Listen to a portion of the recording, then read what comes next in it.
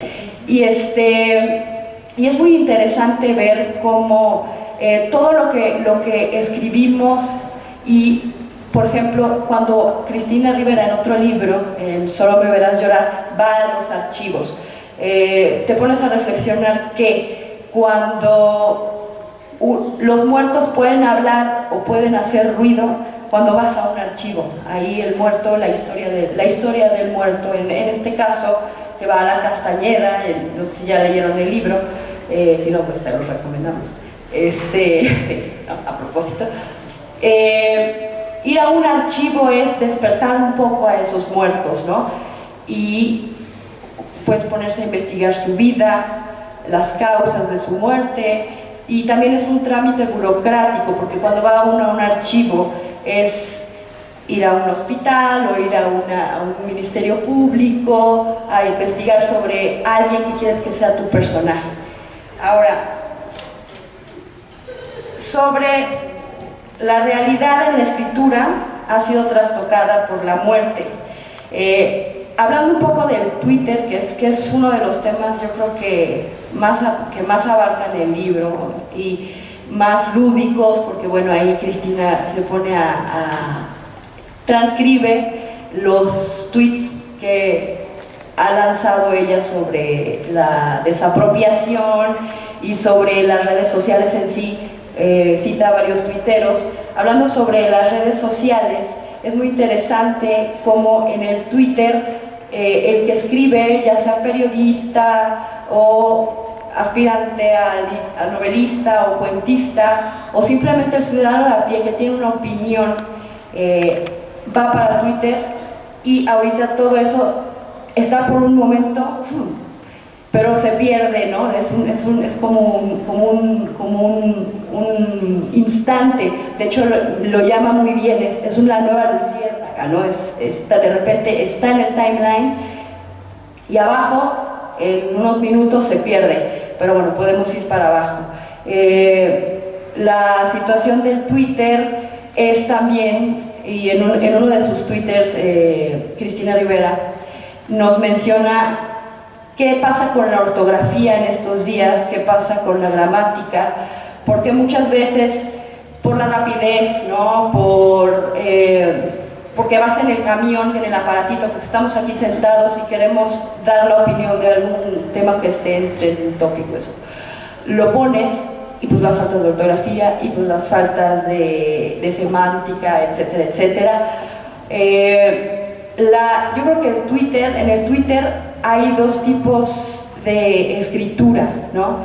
En los que pretenden hacer, por ejemplo, un minicuento, una minificción, los que pretendemos nada más dar una opinión, ¿no? Que aparezca, que sea efímera, pero aunque aparezca ahí unos minutos, que permanezca, aunque muera, finalmente también es una necroescritura, porque muere, queda un poquito abajo, luego lo puede resucitar, que es también, ahí es un acto del desmorir, ¿no? Puedes revivir al tweet que has lanzado, pero yo creo que el Twitter es una gran oportunidad, y aquí también lo dice Cristina muy claro, no solo para hacer literatura, sino buena escritura expresa, ¿no? O sea, no hay pretextos también para tener las faltas que se tienen en la gramática o en la idea en sí.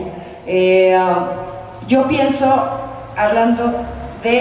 siguiendo acá en el Twitter, toca el tema de la crítica. Uno en las redes sociales finalmente va siguiendo el guión que te pone un trending topic, ¿no? O si haces un hashtag. ¿Qué pasa?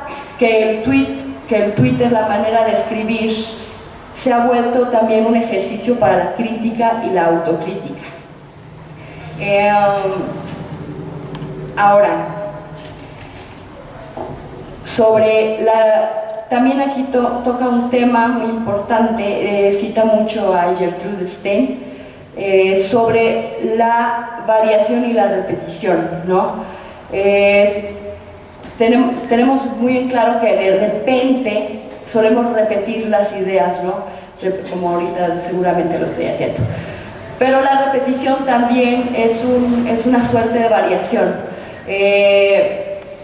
Hablar constantemente de un tema como pues en estos últimos años en el país hemos estado hablando de los muertos, de la violencia, del mal gobierno, pareciera de repente un poco cansado, pero yo creo que es una invitación a, como lo hace Cristina, ¿no? Como también lo hacen muchos escritores, a dar una opinión crítica sobre lo que pasa, pero sin perder el foco de que si estás dedicado a escribir o si estás dedicado a la comunicación, es importante también darle cierta variación, aunque sea el mismo tema. Quiero leer porque cuando te topas con el capítulo de la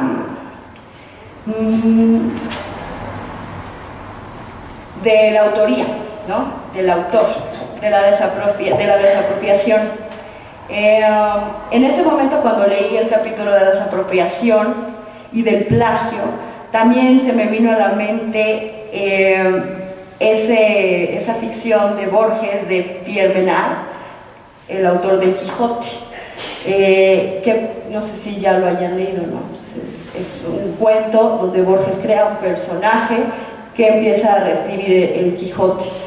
Y ahí en ese momento pensé en Cristina Rivera Garza, porque finalmente, los que saben un poquito sobre ella, es una mujer que vive en San Diego, regresa a México, es como una escritora itinerante que ha andado por todos lados.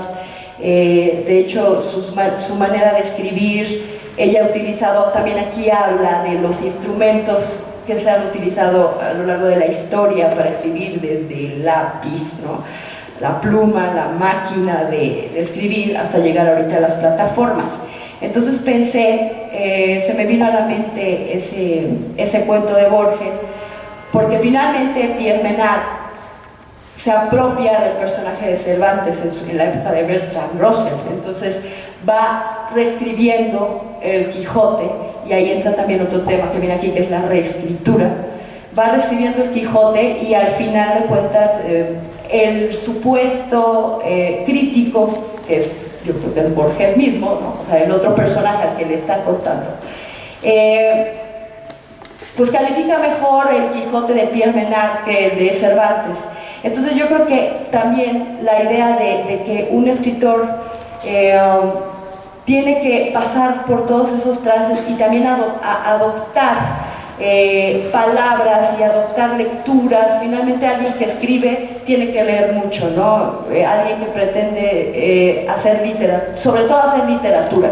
Para poder hacer literatura, uno que está en ese caminito sabe que le hace falta mucho camino y mucho trecho para poder tener coherencia a partir de las lecturas. Y por último, también se me vino a la mente, cuando leí lo del autor, la muerte del autor, se me vinieron dos temas que creo que es importante, que son importantes. Cuando yo escuché por primera vez lo de la muerte del autor, fue tal vez cuando descubrí que existía el estilo indirecto libre, ¿no? Madame Bovary, Flaubert. Desaparece el autor muere. Después de eso, me puse a pensar en otros textos, así como Eduardo se puso a pensar en otros textos, como les comento, siempre leer a Cristina te hace pensar y te hace darte topes, porque dices, híjole, no lo conozco, ¿no? Te pone a estudiar, ¿no? Entonces me acordé también de un cuento de Salvador Elizondo, la historia según Pao Chen, y más o menos, bueno, por si no lo han leído, también rápido, Pao Chen es un filósofo que está viendo en un río una tortuga, y entonces empieza a ver la historia y quiere descifrar su destino a través en las formas del caparazón, y de repente se mete, ¿no? Encuentra un personaje el cual llega y está escribiendo, es un autor, está escribiendo, llega Pao Chen, se pone atrás para ver lo que está escribiendo, y resulta que el autor, que finalmente está dentro de la tortuga, está dentro de su propio cuento, está escribiendo la historia según Pao Cheng. Y aquí dice esto, lo entrecomillé, subrayé que es el final del cuento. Entonces dice: comprendió en ese momento que se había condenado a sí mismo para toda la eternidad a seguir escribiendo la historia de Pao Cheng, pues si su personaje era olvidado y moría, él, que no era más que un pensamiento de Pao Cheng, también desaparecería.